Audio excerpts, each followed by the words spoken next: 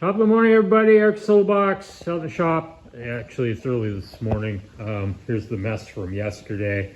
I've been building a trailer and a hitch for my GS, and so some people had expressed interest in seeing how I built the hitch.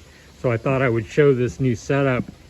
So I pulled a trailer last season with my Goldwing and just really enjoyed it. I had never towed a trailer before, and it adds a whole new dimension to riding that I didn't really expect. I really enjoyed it because it kind of made, I wouldn't say it made it challenging, it just made it interesting again to have something behind you. I really enjoyed it. So, you know, if you've never towed a trailer with a motorcycle, it's actually something new to do and kind of fun. So anyway, I stared at the back of this bike for a long time before I finally came up with a good idea for how to put a hitch on it. I wouldn't necessarily recommend to anybody that they build their own hitch. If a hitch is available for your bike, you probably ought to just buy something that's already pre-engineered, known to be safe. I looked at this for a long time. I was really struggling with a way to, you know, coming up with a way of trying to get it to attach to the bike. These Touratech frames, I had actually thought that, you know, I would build some stuff like this, how it attaches to the bars. I've got a mill and a lathe and stuff, and so I could definitely build stuff like that. And that was really what I was going to do, and try to either come off of the frame of the bike or off of the frame of the Touratech side case frames with something like this and build something. But then ended up deciding that that was a bit more complicated than it needed to be. And what I ended up doing was going with, I made some U-bolts. This is actually shrink tubing for electrical purposes. I didn't want to scratch up my frame, so I put some shrink wrap on them. So there's two. This is the main connection point. There's one on each side of the bike, and it's connected with two U-bolts. There's a piece of steel in between, and then it goes out towards the back. This is just a brace coming down. So I did that on each side with U-bolts. And you can see here where it comes on the other side, comes down to the back. What I did was the Touratech side case frames came with a rear crossbar here. I took the rear crossbar off and I built a new one out of the same square stock. Dropped down here, came out, made it so that it's a receiver hitch. This can be slid out, pull the pin and knock it out. Got a little bit of extra bracing here. This was kind of an afterthought. This is just some all thread. I think it's 3/8, just what I had in the shop, just to give it a little bit of bracing forward. We did a trip with this last weekend. We went out to Baker Lake, probably did, I would guess by the time it was all said and done, about 90 miles, I guess, towing the trailer on our first trip with it. And it was great. Everything was perfect. I wired into just the brake light. You can see my turn signals, and it really simplified the electrical part of this. This trailer came with LED lights on it. You can actually see my blinkers when they're going. My main thing was to get the brake lights right. There was a module actually on the back of this bike when I bought it, a couple of little tiny lights that were just brake lights that when you would hit the brake light, they would flash.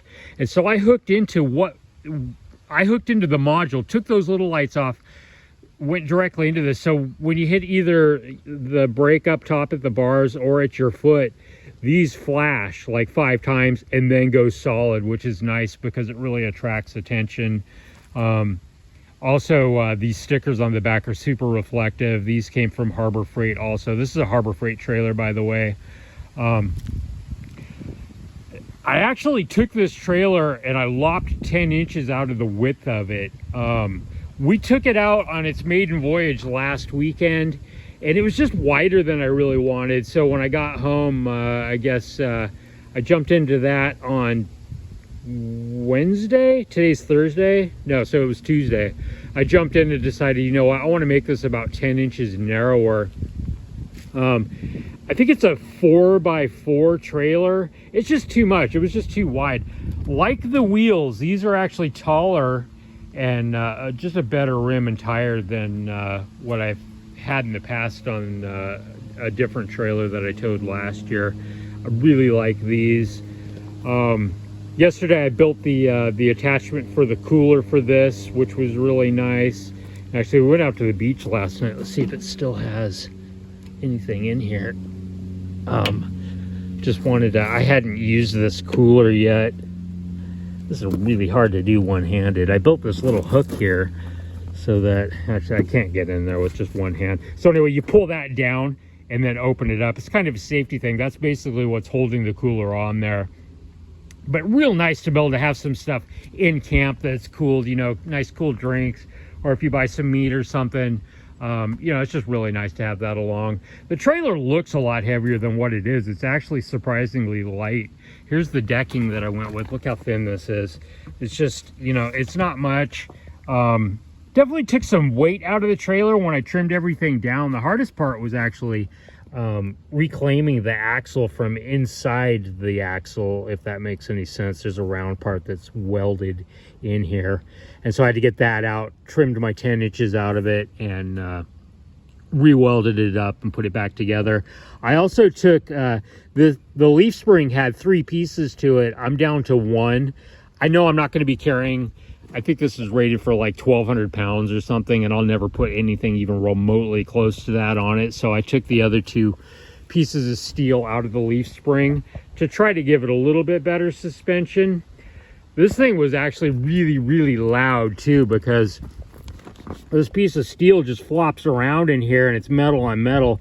I put some rubber up in there, and also on this bolt, I don't know if you'll be able to see it, but I put some rubber tubing over the bolt itself, so when this hops up and down, it just, the first time when I put it together and towed it down the driveway here, oh god, it made such a racket. It was horrific. So that's one of the things that I went through and kind of fixed up and got going right. I will probably put some sort of a swivel hitch on this. It tows fine, but I want to make it as safe as I can possibly make it. I'll probably get a Heim joint for it and machine up a pin and get rid of this standardized thing here.